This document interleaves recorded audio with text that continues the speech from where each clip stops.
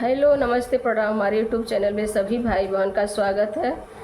दर्द भरा सावनी गाना सुनाने चल रही हूँ। कैसा लगेगा कमेंट करके और लाइक करके सभी भाई बहन बताइएगा, आशीर्वाद दीजिए। हमरे नैहरे के सुधी ना भुलाला पिया, आवेला रोआई पिया ना। हमरे नैहरे के सुधी ना भुलाला पिया, आवेला रोआई पिया ना। माई नैहरे में होती सुधी बार बार लेती, माई नैहरे में होती सुधी बार बार लेती। बिना माई के होत बा विदाई पिया, आवेला रोआई पिया ना। बिना माई के होत बा विदाई पिया, आवेला रोआई पिया ना।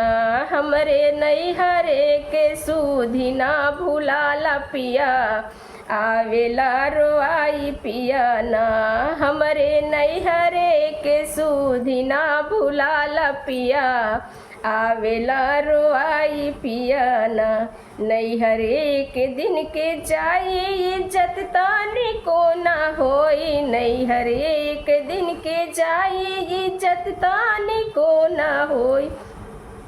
बिना माई के होत बा विदाई पिया, आवेला रोआई पिया ना। बिना माई के होत बा विदाई पिया, आवेला रोआई पिया ना। हमरे नैहरे के सुधी ना भुलाला पिया, आवेला रोआई पिया ना।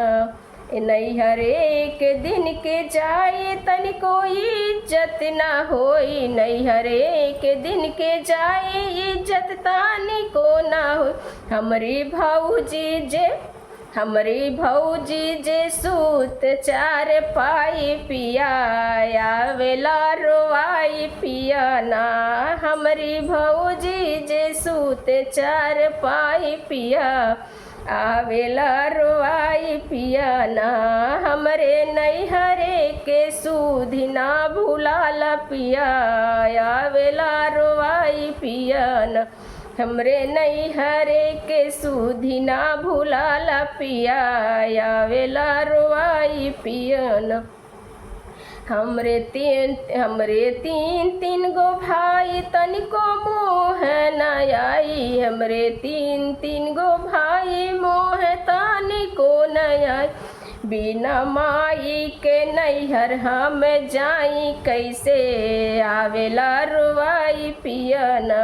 बिना माई के नैहर कैसे जाई पिया, आवेला रोआई पिया ना।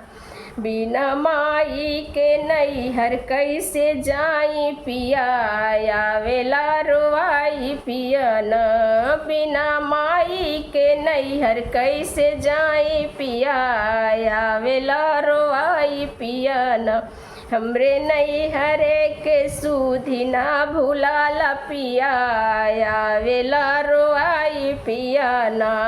हमरे नैहरे के सुधी ना भुलाला पिया, आवेला रोआई पिया ना।